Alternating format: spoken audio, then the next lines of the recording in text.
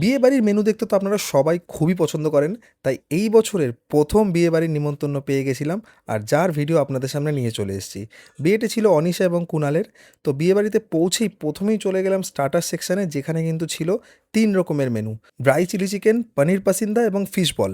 ৩ টে জিনিস হাতে নিয়ে বিয়ের রিচুয়ালস মন দিয়ে দেখতে লাগলাম।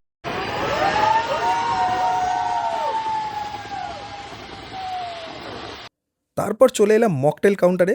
সেখান থেকে একটা দুটো মকটেল খেয়ে গলা ভিজিয়ে সোজা চলে এলাম মেন কোর্সের দিকে, যেখানে ছিল শুরুতেই নান পুরি এবং চানা মশালা। তো সেই সব দিকে কনসেন্ট্রেট না করে সোজা চলে আসলাম ফিশ ফ্রাইয়ের দিকে। ফিশ ফ্রাইটা কিন্তু এক কথায় জাস্ট ফাটাফাটি ছিল।